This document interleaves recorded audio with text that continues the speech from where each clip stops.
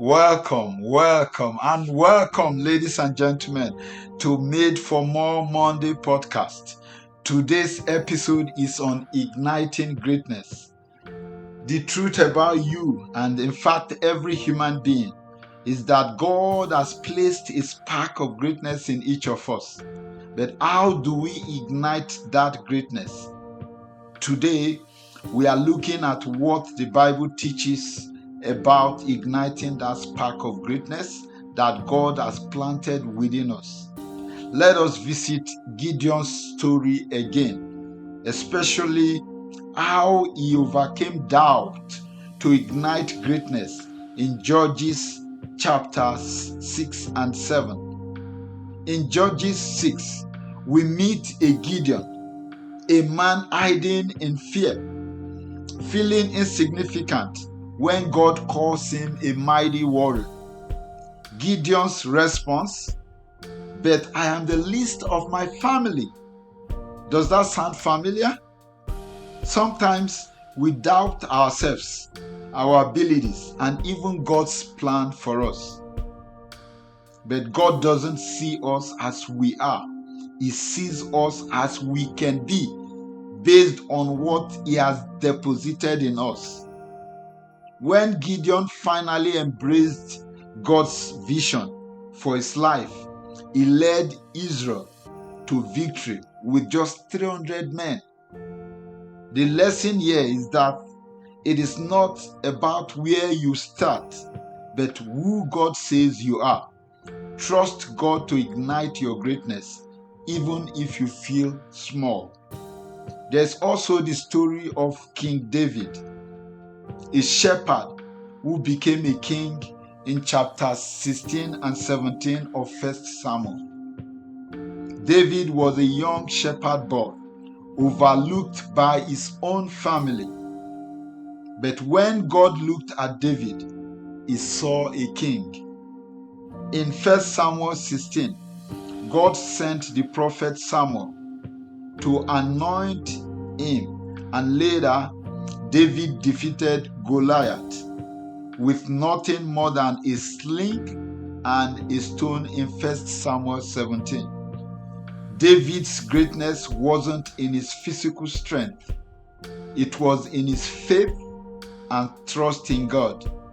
The lesson from David's story is this: your greatness is ignited when you walk in obedience and trust God, even in the face of giants.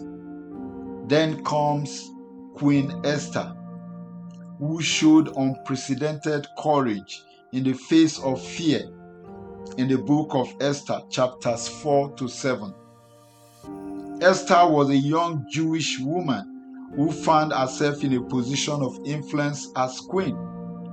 But her people were in danger, and to save them, Esther had to risk her life by approaching the king uninvited. In Esther 4:14, her cousin Mordecai challenges her with these words: "Who knows but that you have come to your royal position for such a time as this?" Esther's courage and faith led to the salvation of her people. The lesson from Queen Esther is that sometimes igniting greatness means stepping out of your comfort zone and being courageous for the sake of others. Finally, Jesus, the ultimate example of greatness, as described in Philippians 2:5-11. Jesus himself modeled what true greatness looks like. In Philippians 2, we are reminded that though Jesus was God, he humbled himself and became a servant, obedient even to death on a cross. But it didn't end there. His obedience led to his exaltation. The lesson from Jesus' ultimate sacrifice is this: greatness in God's kingdom is rooted in humility and service to others. When we follow Jesus' example, God exalts us in his timing.